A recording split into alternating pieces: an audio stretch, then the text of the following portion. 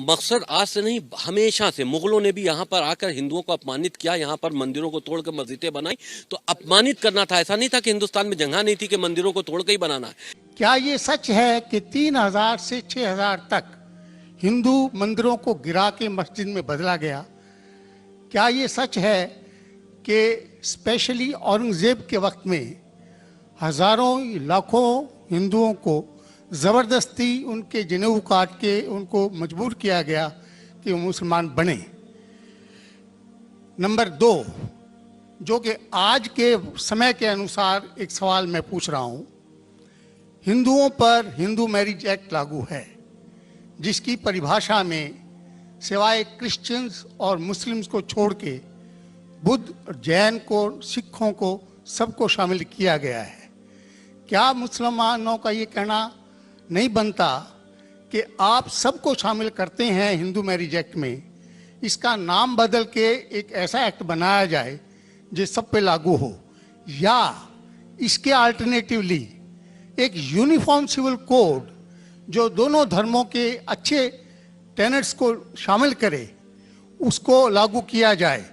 एक चीज़ मैं ये समझता हूँ कि मुस्लिम लॉ में जो विल है, जिसके अंदर ये लिखा है कि 1/3 से ज़्यादा कोई विल नहीं कर सकेगा, इसका मैं इनकॉर्पोरेशन अगर यूनिफॉर्म सिविल कोड बनता है तो मैं चाहूँगा कि वो हिंदुओं पे भी लागू हो।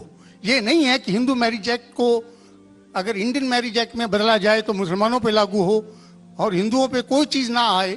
मुझे इस्लाम में ये चीज़ बहुत अच्छी लगी। ऐसे ही कोई यूनिफॉर्म सिविल कोड के लिए ये मुस्लिम आगे क्यों नहीं आ रहे, इसकी वजह मुझे बताई जाए। भाई साहब ने 3 सवाल पूछे एक सवाल में। पहला सवाल कि हिस्ट्री से पता चलता है कि इस्लाम तलवार के जोर पे फैला कि नहीं, लेकिन ये मुझसे पूछ रहे क्या ये हकीकत नहीं है कि 3000 से ज़्यादा मंदिरें गिराई गई थी और मस्जिद बनाए गए और बहुत से लोगों का कत्ल किया गया? ये बिल्कुल गलत है, अफवाह है। ये मैं कह सकता हूं कि कुछ मंदिरें शायद गिराई गई होंगी, इससे मैंने कहा तो एक भी मंदिर नहीं गिराई गई। हो सकता है कि कुछ मुसलमान अपने आप को जो मुसलमान कहते हैं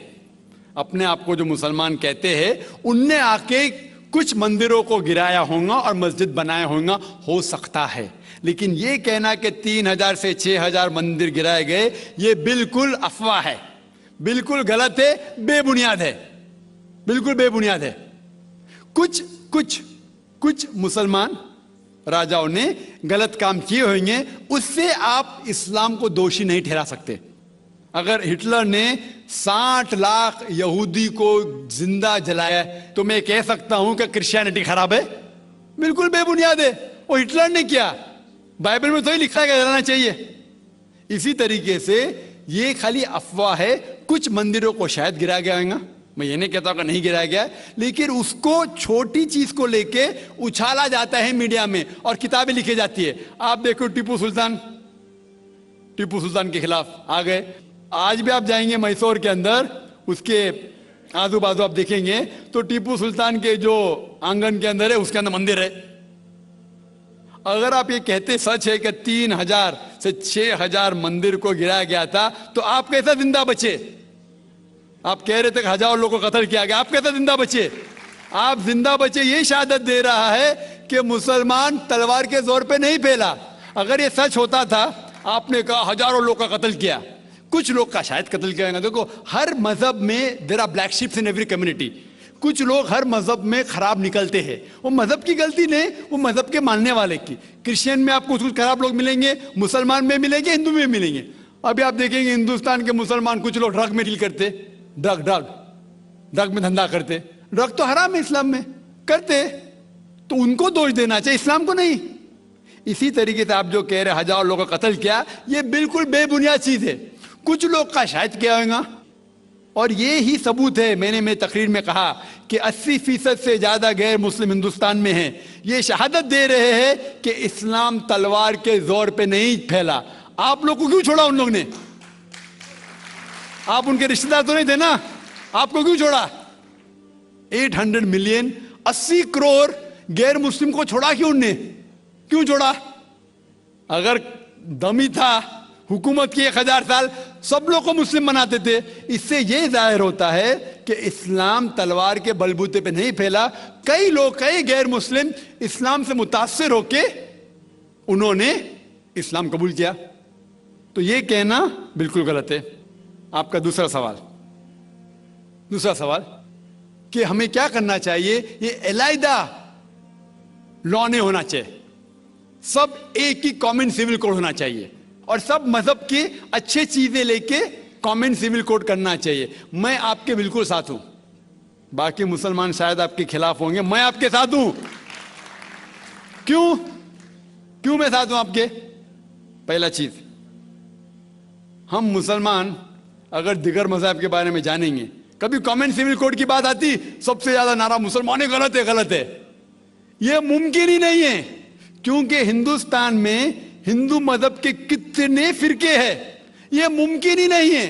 मुसलमान तो सिर्फ 20% या 80% या 75% जो हिंदू लोग हैं, उसमें ही मुमकिन नहीं है ये कॉमन सिविल कोड। हिंदू लोग ही इसको फॉलो नहीं कर सकते। हिंदू मजहब में कितने मुख्तलिफ ग्रोह है, एक कहता है कि बेटी को जाना चाहिए, एक कहता है बेटे को जाना जायदाद, एक कहता है कि जितनी खेती है वो नहीं जा सकती बेटी को, दूसरा ग्रोह कहता है, कितने मुख्तलिफ ग्रोह है, हजारों।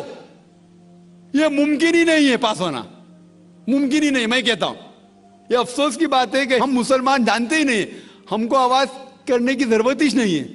ये खाली हमें छेड़ रहे हैं, क्या कर रहे, छेड़ रहे हैं और हम उकसा जाते। Point number 1।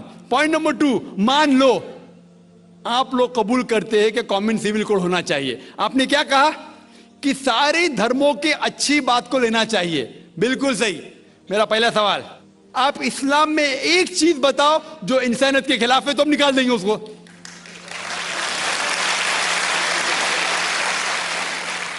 आपका यह कहना बिल्कुल सही है कि बाकी मज़ाहिब की अच्छी चीजें जो है, मिसाल के तौर पे मैंने तकरीर की similarities between Hinduism and Islam, तो जो अच्छी चीजें हिंदुइज्म की मैं ले चुका हूं।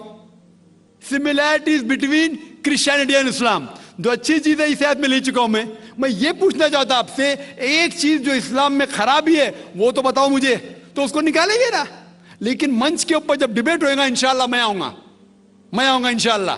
हाँ, मंच पे जब डिबेट होएगा कि हम क्या करेंगे, हर मज़हब की अच्छी चीज होंगी, तो मैं ये चाहता हूं कि इस्लाम की तरफ से उस मंच पे, उस स्टेज पे इंशाल्लाह मैं आऊंगा। ये चैलेंज है।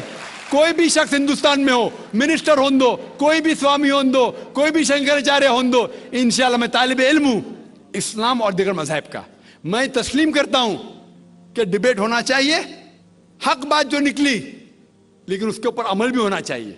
हक बात जो सबसे बेहतरीन है इंसानियत के लिए, उसके ऊपर अमल होना चाहिए। इसलिए जो आखिरी किताब जो अल्लाह सुब्हानहू व तआला नाजिल की कुरान शरीफ, वो इंसानियत के लिए सबसे बेहतरीन किताब है, उसके ऊपर अमल होना ही चाहिए।